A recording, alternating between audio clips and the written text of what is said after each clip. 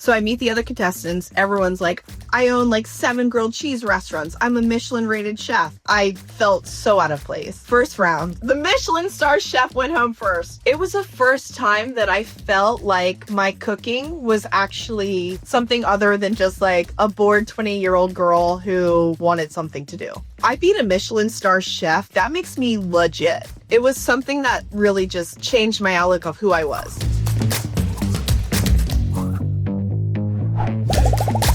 You're listening to Food Empires by Grocers List. I'm your host, Ben Jabawi. All right, we're back. I'm here with McKenzie Smith. Yeah. She's amazing for so many reasons. She's the creator behind Grilled Cheese Social. She's a mom. She's a cookbook author. She's a Food Time Network champ. Oh my God, there's so much to chat about. 3 times. Yeah. 3 times. By the time this goes live, there'll be another thing happening. Oh, sweet. All right, good. So yeah. And also, I have to thank you. You're one of our first customers, too. I love that so much. Which is amazing. I remember seeing your viral feta squash recipe. Yeah. And reaching out to you after that and trying to convince you that you should use Grocers List. So you never forget the people that take chances on you. So I appreciate that. Well, you know what? The timing couldn't have been better, and I can't wait to talk about that. Good. So let's rewind. It's 2010. Yeah. Where are you in your life? How old are you? Like, what was going on? Yeah. So in 2010, I was living in New York City. I was getting my master's degree in counseling psychology from Columbia University. And I was living my dream, but I was absolutely miserable. I was writing research papers and kind of practicing in a way that in counseling psychology, the idea is you can't practice unless you know everything about yourself and why you think the way you do. And so it was like a lot of self-discovery. And through that, I realized like, wow, I don't think I actually want to be a therapist anymore. Like, it's so heavy on my heart. Every day I leave just like completely emotionally drained and wiped out. And I told my therapist, I was like, I actually think I'm figuring out this is not for me. And I don't know what to do with myself. And she's like, you need a creative outlet. Because I was talking about feeling like a robot. Like I felt like everything was just numbers. And it just felt very weird, very different than I had felt before. And of course, living in New York, you kind of are exposed to so many other things that I didn't have in Florida. And case in point, cheese shops. And, I had loved cheese my whole life. It was kind of like this thing that it was a joke that like, oh, McKenzie cheese, the two go together. And I don't know, something in me was just like, I want to do food. My parents were in hospitality and they were always like, we don't want you to work in restaurants. Like, we don't want that for you. Like, we go through that. Like, we work every holiday, da, da, da, da. And one of my classmates actually started a fashion blog and she was in the same position as me. And she was like, girl, I like make money on my website. Like, I think I'm going to quit grad school and do this full time. And I was like, what is a blog? What's a blog? Like, I think I know, but this was 2010. There was not many. There was like a few big food bloggers, but you were like, I don't know how they do that. Like the internet's still kind of a mystery. And I don't know. I just was like, maybe I should do a food blog. And then I was like, well, I need to do something easy, right? Because I still have another year of grad school. This is too expensive to just drop out of. I need to get these degrees because I know if anything, something from Columbia is going to help me do whatever I need to do next. And I just started thinking about this food blog, and I was at the time living off grilled cheese because I was broke in New York. I always had bread, butter, cheese, and something weird to put in it. And it was kind of like what I was known for is like, let's go out and party and I'll come back to my apartment and we'll make crazy grilled cheese and like, keep the party going. New York party girl. And with a cheese twist. And so I was like, I'm going to do a grilled cheese blog. Like, I'm living off of it anyway. It's approachable. It's easy enough to write a recipe for. Like, I didn't need to like take a recipe writing class. And who doesn't love cheesy goodness, which is kind of like how it all started. So your parents were in hospitality, but like there was no one in your family that was like a proper chef or anything, right? So the way that kind of, so my family, they ran hotels, and my mom's brother, my uncle, I have a dad, but he was like a dad to me. He was always the executive chef at the hotel. And so I moved around a lot because my dad's job was to take over failing resorts, flip them, and move on. And with his team, my uncle was always the chef who would flip the kitchens. So when we'd move, I'd hang out in the kitchen with my uncle because I didn't have any friends and I loved being in there. And it was just like fun, right? And so I always had him as like, he was like old school. Like he never went to culinary school, but he had all these accolades and worked at all these like super famous like Florida resorts. And he was like my kitchen inspiration. Nice. He was like, he was the man. He was actually who I'd call to be like, hey, like, how do I do this and this and this? And he'd like always know. So I did have that, but like neither one of my parents worked like in the Yeah. kitchen. So you had But your I, uncle, you had your fashion blog friend, and yes, then like were you looking online and found other food blogs and you're like, "Oh, I could do this too?" Or exactly. Yeah. and who I were they? remember. So, 101 cookbooks, that was a big one because I remember it was like very approachable to me. Smitten Kitchen, Julie and Julia, um, and Pioneer Woman. It was like, the old school ones that are, some are still around and crushing it, which I am obsessed with. But I was just like, I think I could do this, but like differently. Like I think I can easily write like back then, like live journal style. Yeah. So the way that I was like, doing it is like I moved to New York because I got into grad school, but the only reason I wanted to go to that grad school is because I wanted to live in New York. And I was like, I could do like Sex in the City style writing and then tie it into a recipe. And I was like, that'll be my niche. Like that sounds so fun and silly and like ridiculous. And at the time, I was a big party girl. So lots of hangover sandwiches, lots of, random like dating stories and just being a single girl in your 20s who loved the party scene. So you really originated with the blog. Like that's where it all started for you. You're That's where it telling all these started. stories. And Yeah. are you like once you wrote a blog post, were you promoting it somewhere or not? It wasn't even like that. There was nothing. I mean, there was Facebook, but people didn't do that back then. I always Yeah. joke like the only reader of my website was my mom. Um, so my mom read my website for 3 months. I think she was the only person. And then I remember, I think she shared it on Facebook, and I was like, oh my God, that's so smart. I'm going to do that. So I shared a link on Facebook, and then I started like seeing numbers go up. And then I was like, oh my God, wait, people are reading this? Oh shit, maybe I should talk about something different. My mom was also a little concerned about me because I'm the sure that. stories were a little risque. But you know, it just started happening and I was like, oh my God, this is like cool. Like people are reading it. And it was just, it all kind of seemed surreal. But I was like, I'm just gonna I did one a week and it was enough, right? Like it filled me Yeah. up. It I felt like I was creating something that was like different and worthwhile and I was excited about it. So this is all still while you were finishing your grad program. Yeah, this was my first year of the grad program. So, yeah, I was in the thick of it. I remember like not wanting to write my thesis because I was like, I just want to write about grilled cheese. Like, I don't want to do this anymore. It's a good And sign. so, yeah, and I was like, okay, like I'd always wanted to be in food, but like, back then you worked in a kitchen or you didn't. Like I wasn't a great writer to my Yeah. knowledge. Like I wasn't going to like work for a magazine, I didn't Right. think. But this creative writing really just like allowed me to express myself, to lean into like who I was as a writer that I never had before. For school you're always writing about something and not really allowed to like type like you're speaking. And with the blog, I really leaned into that. Like I loved like Xing things out and like making it just like silly and fun and relatable.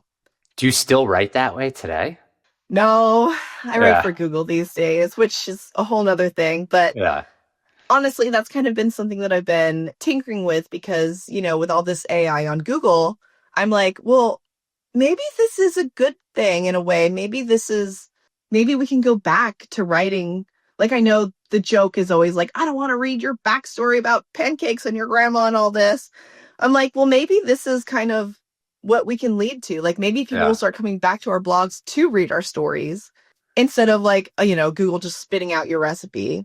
totally. I Ugh. mean, the newsletter industry's taken off over the last 10 years, right? Exactly, And right? that's what people do.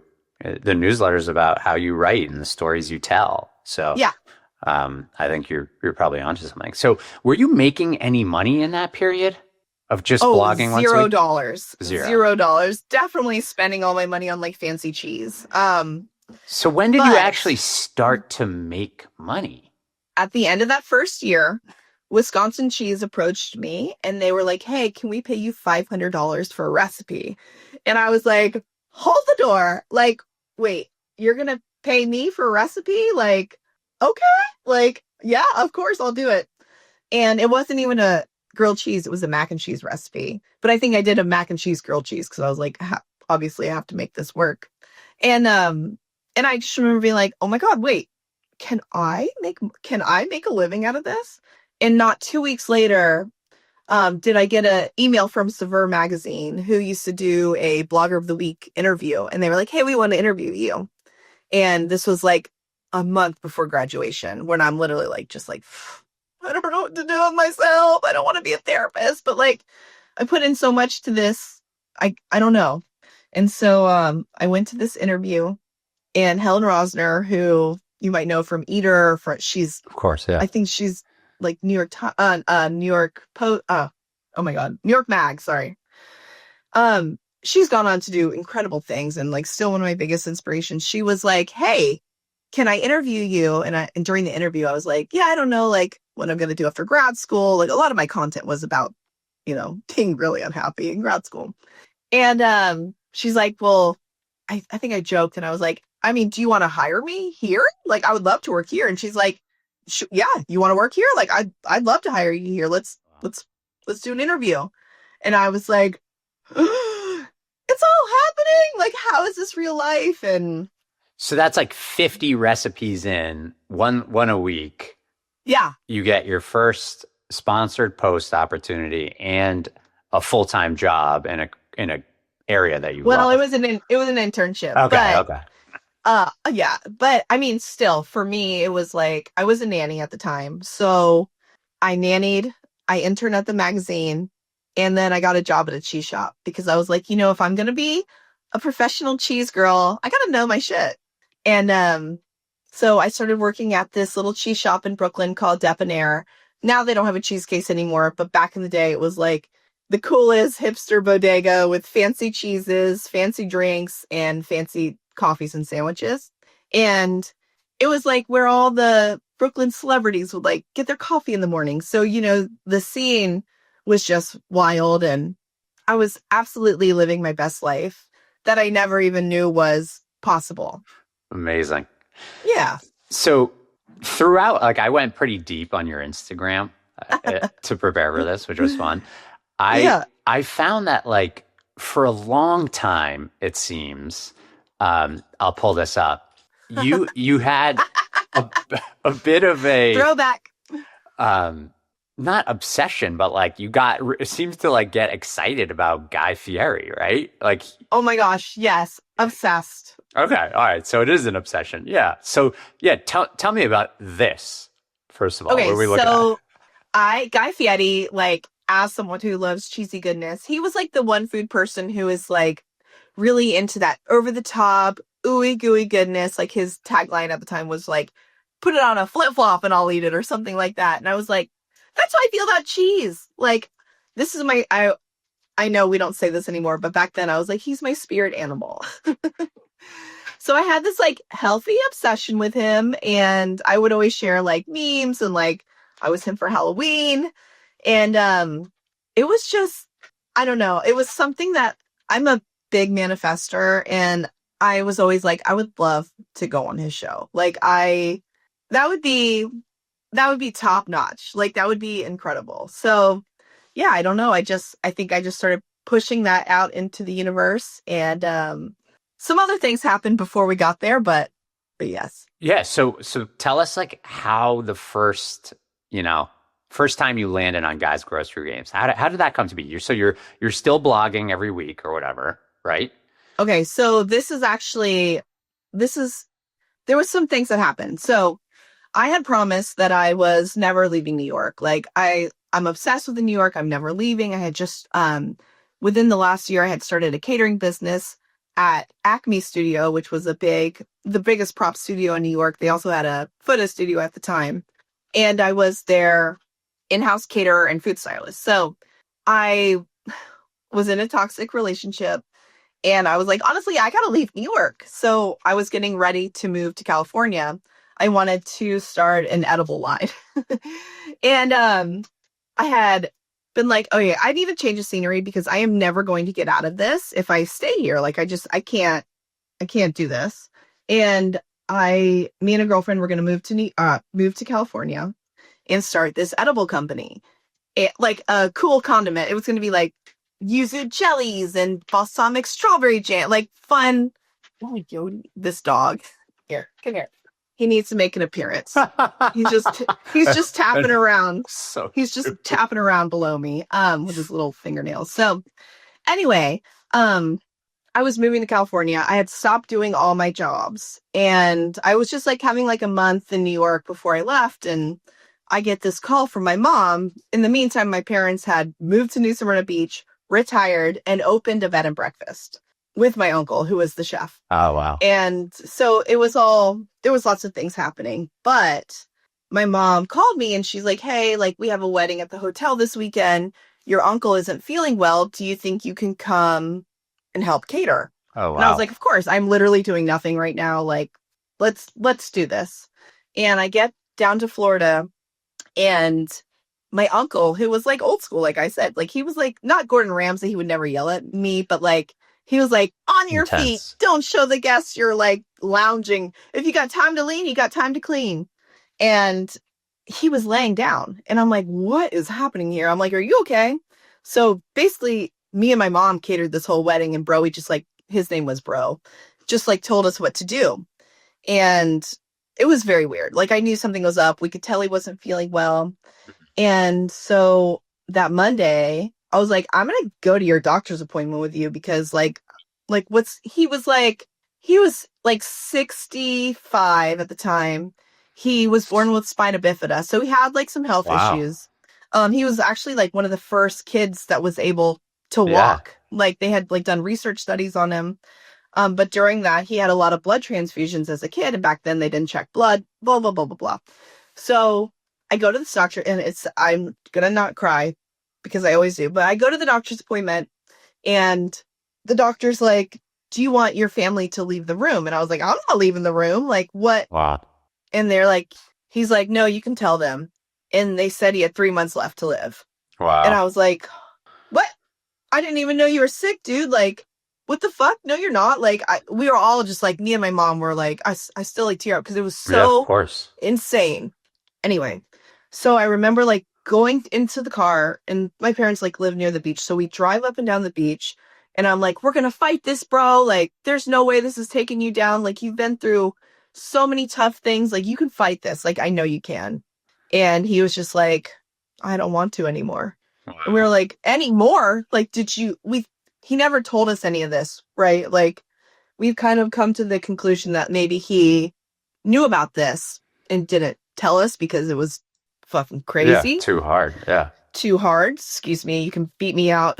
And anyway, we came home and he was living in my parents' house because they had just opened this thing and, and he laid in the back bed, and within 5 days, hospice came and got him. And on the 7th day, he had passed away.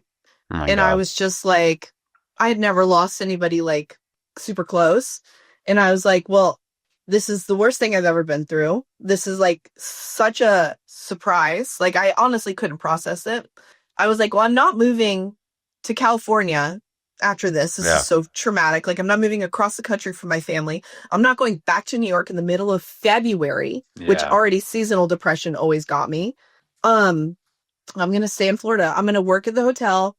I'll stay with my family for 3 months. I'll train someone new, and then I'll go back to California.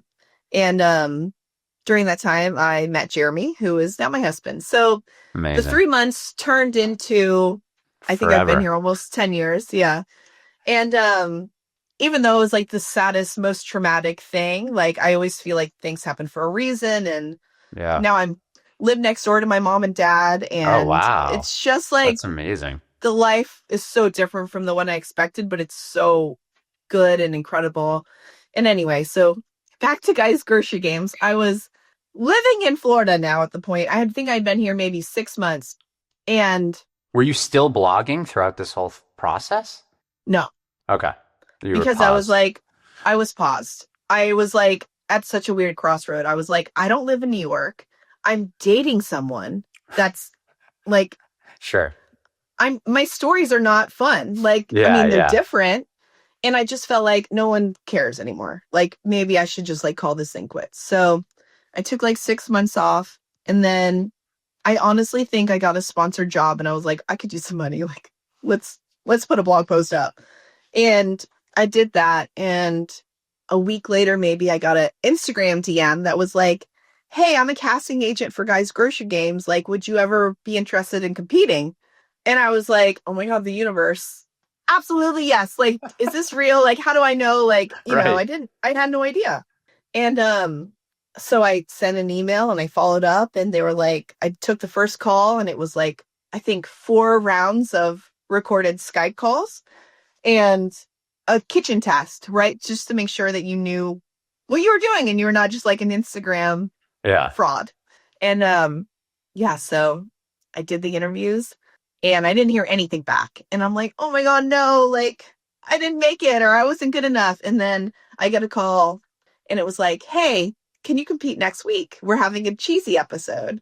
And I was like, oh, yeah, Perfect fit for absolutely. you. Like, yeah. Also, my nose now from crying. Sorry. So where was this filmed? In LA, in New York? No, it's in Santa Rosa. So like an hour north of San Francisco. That's like that's where he lives. That's where his Okay. grocery store is. Um, and so I remember, and that, what's it called? Imposter syndrome Yeah. was ruling my life. I could feel my heart in my throat the entire week before. I was Wow. cooking everything I knew. I was like timing myself. My mom literally like, I live in a small town now. She told the Publix guy, can McKenzie come and run around the store with the grocery cart? And I was like, all right, mom, so sweet of you to think that, but that is so embarrassing. Please don't ask if I can like run the grocery store to like train. Like I'm not doing that. And So anyway, yeah, so yeah. you wake up morning of, you're in Santa Rosa, you're about Yeah. to go on Guys Grocery Games. Like what happened? So I meet the other contestants. Everyone's like, I own like 7 grilled cheese restaurants. I'm a Michelin rated chef. Da, da, da. I'm like, I'm a food blogger and I work at my parents' bed and breakfast as the breakfast chef. I'm like 10 years younger than everybody. So I meet all the contestants and I'm like, oh great. I'm going home first. Like I just like I felt so out of place. And right before we competed, Guy comes out and he is like I'm just like I think he could see it in my eyes that I'm like in a trance, like is this real life? And everyone else is like talking about their accolades and I'm just like You're stuck where on Guy. am I? Yeah, Yeah. I'm like this is like I cannot believe that I'm here right now. And um I everyone like shakes his hand and I just like give him a big hug and he like pulls me aside. He's like, hey, I want to talk to you. And I'm like, okay. And he's like, I can tell that I can tell something's happening right now. And I'm like, yeah, I'm so nervous. I don't think I should be here. Like everyone else is so much more. They like, I feel like I am not worthy. And he's like, you're worthy. I'm going to give you a big hug from your uncle bro. And I want you to remember that. And I was like, Oh my holy God. and I just like started crying and I was like, oh my God, I think he gets a little pack about everybody and that had just Yeah. happened. So I, of course, like Wow. talked about it on my interview and, I'll never forget that because it was so like, he didn't have to do that. Right. Like, but it is what gave me that like, oh my God, wait, I have to kill it. Like I have to do this for bro. And Incredible. so, yeah, it was like, so I was just like, oh my God, I just also, fun fact, they don't do your makeup on Guys Grocery Games. So now I don't wear a lot of makeup. I was crying my makeup off in the trailer, just like, get it together. Like, oh my God, like, what's happening?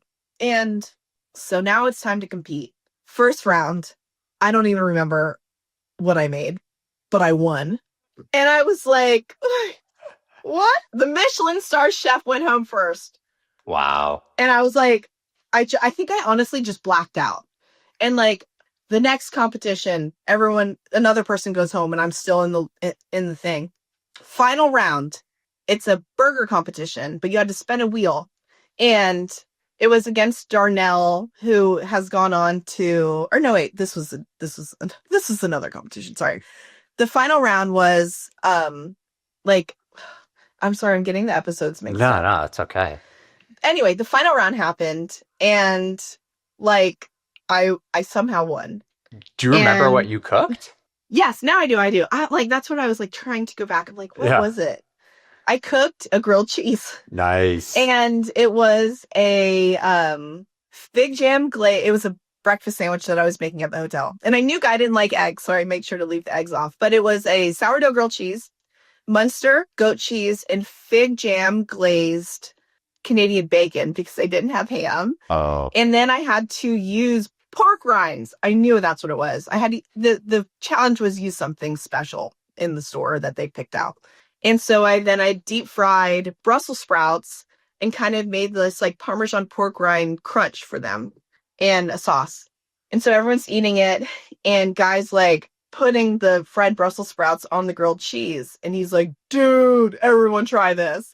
And he was like blown away. And I black out, right? I'm just like, what is this life? Like, this all felt so unreal. Like, it still feels unreal talking about it. And he's like, we cut to break. I'm just like sweating bullets. I'm literally just like hot mess express. And they go to judging. Everyone's like, da-da-da-da. Like I think the other finale person wasn't as cheesy and gooey. Like it was a mozzarella ball, I think, that he used on a lobster salad or something. Yeah. And of course I made this like gooey, crazy grilled cheese. True to you. And he's like, and the winner is McKenzie. And I just like drop to my knees. I'm hysterically crying because I had just like lost Broy and this whole thing felt so crazy. And I was hysterical. And Guy like lifts me up, gives me like the biggest hug. And he's like, I told you that hug was from your uncle, bro. And I'm like, oh my God, please. Like I'm already a mess. I kind of hold it together. And then it was time to like run around the grocery store and grab, I think it was like I just had to grab 5 different items and I ended up winning $16,000. Oh my God, that's awesome. Yeah. And I don't know. It was what year was this? What year? I think it was beginning of 20 or end of 2017 and I think it aired 2018. So this is 7 years basically into your journey. Yeah.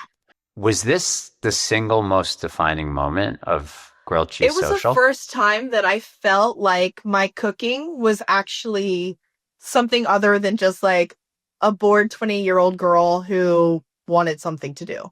Yeah. Like I had loved cooking my entire life. I grew up cooking, like my family, like I remember begging to go out to dinner and my mom's like, why? We can just make it here.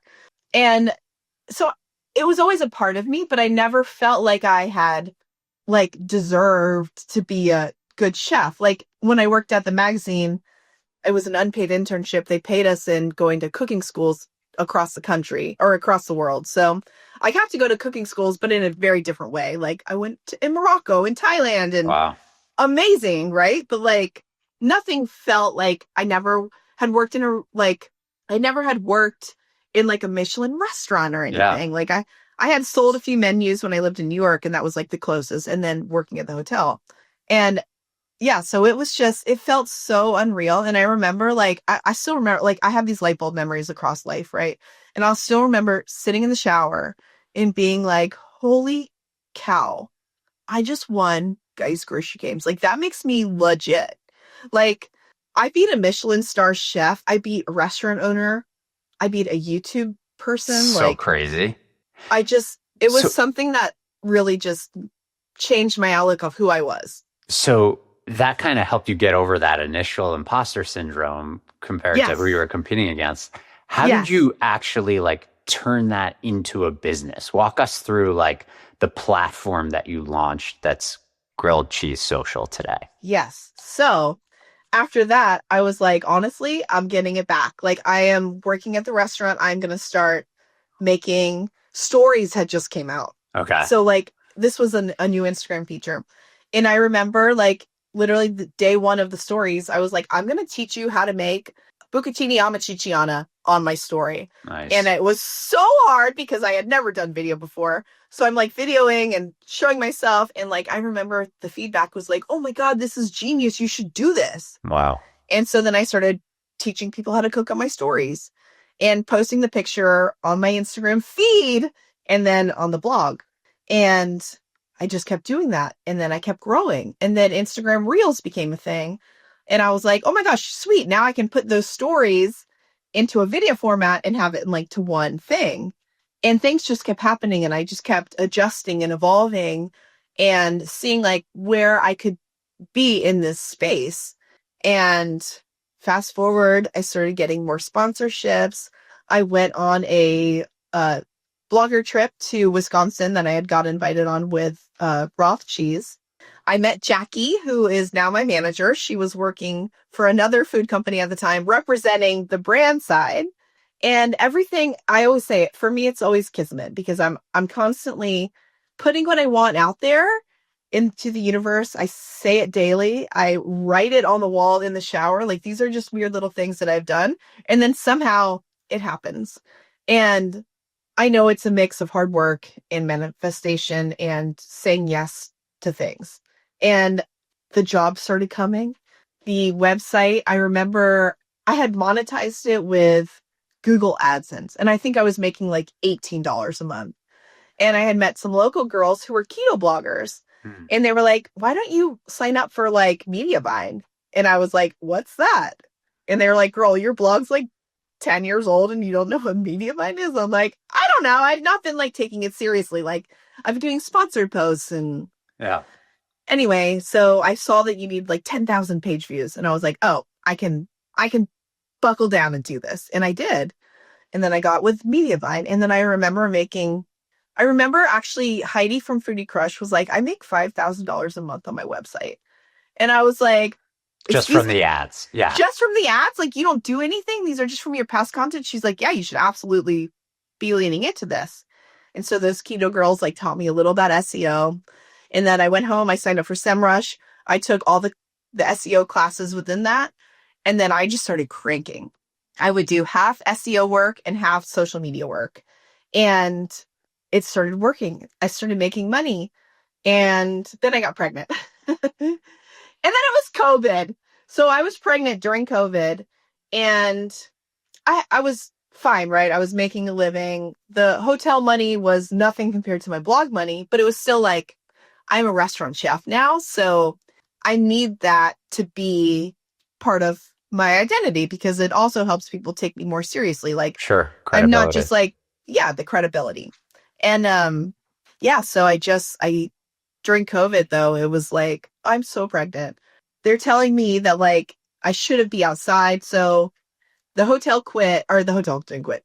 The hotel stopped accepting guests, but we were accepting nurses and doctors, Oh, like interesting. Yeah. the traveling healthcare. And so we stopped doing the restaurant at the hotel and I stopped working there because it was just like it was too much. It was a crazy world back then. And luckily my website was making, $3,000 to $5,000 a month at this point. And I'm like, this is absolutely insane. Like, I can't believe this is my real life. So then I started, you know, doubling down on Instagram, doubling down on the website. And during COVID, every night I would go live and I would teach. Oh, I would make dinner brilliant. and talk about how stressed I was. And I think a lot of us needed something back then to Yeah, dive look forward into. to. Yeah, yeah, for Yeah. sure. And it was like such a fun community thing. And I started doing live cooking classes through GE, who ended up renovating my kitchen for me. Like Wow. the things that have happened through all of this, like I still am in disbelief. And even like, I know we'll probably get to it again, but even your initial email, like I had just been, like I'd seen people be like, comment for recipe. And I had Yeah. an assistant at the time, you probably remember this, Yeah. manually sending the link. I do remember And like, that. I was just like, there has to be a better way. And then I was like, learned about automation. And then I was like deep diving into ManyChat. And I had spoken to another friend who was a breastfeeding blogger because I was also in the breastfeeding era of my life. And she's like, girl, you got to use ManyChat. And so now I'm like, what is ManyChat? And I'm deep diving and I'm like, I don't want to use ManyChat. Like, this sounds like a freaking nightmare. This is so much to learn. I hear that you are getting charged so much crazy amounts because you Sure. forget to delete users. And I was just like, I know me. I am not going to be on there spending my time deleting users. So it just sounded like a nightmare. And I was paying my assistant all this money to Right. be sending manual links. And then I get this email from you. And I'm like, what are the odds? There's now a food blogger automation and he wants to get on a call with me. Like, let's go. Let's do this. Meanwhile, I actually And only had you're one like, customer. what? Yeah, you're like, wait, why are you accepting this It was so cold funny. call? But no, I mean, actually, that moment for me, just so you know, was similar to your guy moment Yeah, because I was like, wow, this creator, I think at the time you had like maybe 300 or 400,000 followers, yeah, is validating that this is A, super important for her business, and B, yeah, a huge pain in the butt. And so, like, Grocers yes, List actually does need to exist. yeah. So, thank you for that. I mean, like I said, it was kismet. Like I was seriously drowning looking at ManyChat, just being so overwhelmed. And then you were like, do you want to take a call? And I would. And I say, like, can we Dude, talk right today away. or Yeah, it was tomorrow? like Or like, Friday. You were like, I'm available at 1. I'm like, oh, wow, I'm this like, is great. let's do this because I am so in the weeds with this, but Yeah, I know this is what's next. I I love can it. tell how I could see my page views from the manual sending, and Yeah, that wasn't even reaching everyone. And at the time, Instagram was great. Everything yeah, was going viral. And it was to the point where I was like locked out of sending messages because yes, yes, we're sending too many. yeah. And then I get on the call with you and you're so cool. And you're like, I have this idea. Like I have, Weelicious was the, Well, she was one of the first three. It was you, okay, Weelicious, and first, Lexi's Clean Kitchen were the first yes, three. Lex. Yeah. Yeah, yeah. And I remember, I remember, I don't remember who was who, like, or who had been first, but I remember like being like, yeah, like we need this. Like, this is something that I need to be a part of. And I'm so excited because you had all these ideas that I was like, this guy is a genius. None of this exists for us. And all of it makes so much sense. You're the So, best. I so appreciate let's do that. it. Yeah. So, all right. So your Hold business, on. Let me, yeah. So this allergies. basically, Yeah. the blog traffic was growing. You were monetizing that through Mm-hmm. ads with Mediavine. Yes. You were getting more brand deals through Yeah. Jackie and whatever other kind of Yeah. outreach you guys were doing. Because the engagement from Grocers List, not only making the posts get more views, but the engagement behind that, the messages, the likes, the comments, Right. people coming back to comment, like Right. all of it fed into each other and just like made this snowball effect of money. And it was just crazy. The thing I want to talk about, because we were chatting about it before this call, you've self-published 2 cookbooks. One. Yeah. You self-published Mm-hmm. one. Is that an important part of the business model for you? So at the time, I did it mainly because I had just competed and I was feeling good. And I was like, I think cookbook author would be something that would be really helpful. It would be fulfilling. And at the time, I don't even think I've talked about this, but I was really feeling like I had reached the end of Grilled Cheese Social. Oh, wow. I wanted to rebrand. I felt very locked into the grilled cheese world. And I was like, you know what? I'm going to write a grilled cheese cookbook. And then after that, I'm expanding because this will be like the final chapter. all grilled cheese recipes, breakfast, lunch, dinner, and dessert. And then I'm done. And then I'm doing anything else I want. Like I'm going to do other recipes because at the Sure. time I felt so loyal to only grilled cheese, but it was also very limiting. Um, and so for me, it was kind of like, let's do this so that I can use it as a pathway to expand my business. And even when I meet creators these days that are super niche down, like I'm like, maybe don't do that to yourself. It was fine for me. But I will say there are still some things like if you ask like AI, like or like face or Instagram AI, like what is grilled cheese social? Grilled cheese blog, and it's like, oh my God, okay. So the name I thought about so many times rebranding, but after like going to blogger conferences and going to, these retreats, Liz from the Lemon Bowl hosts these amazing retreats that have been like so helpful for me. They're called Fresh Air. If you're a food blogger, absolutely apply to go to one. And I kind of just like crowdsource this idea of like, hey, should I rebrand? And everyone's like, no.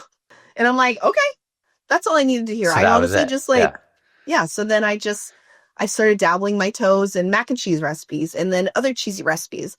And now, I think 6 years later, I do everything. Yeah. And so it was a challenge for sure to get out of that grilled cheese only, role.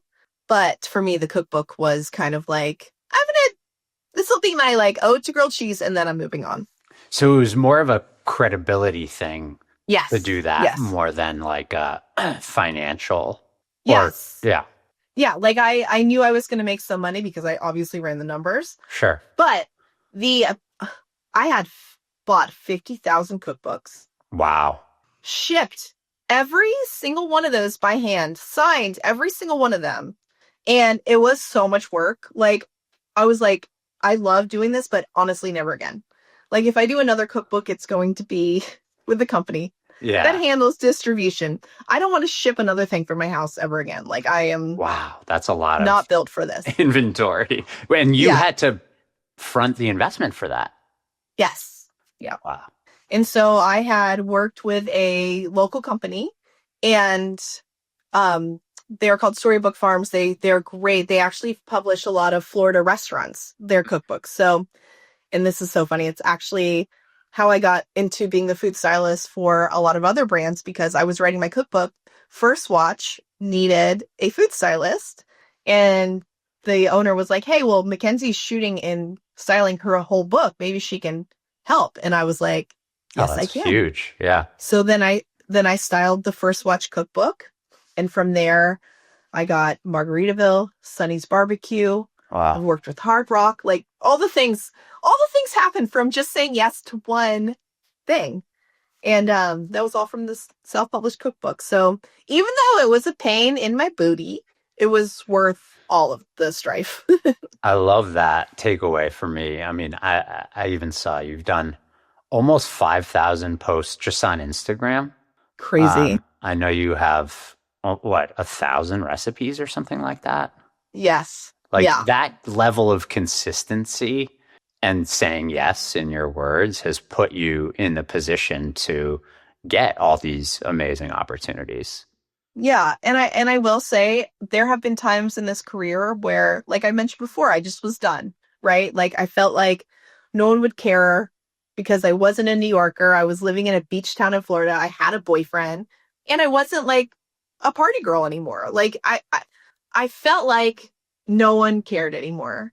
And then I started sharing my actual life, and it turns out my followers were kind of going through the same thing. We were all growing up together. We all were in this like college phase and, post college life where you're just kind of lost and the economy wasn't great. And just honestly being real this whole time, I think, is what has helped me because I feel like I have a real connection with my followers, with my, you know, like there's a difference between Facebook followers, Instagram followers, blog followers, Totally. Pinterest.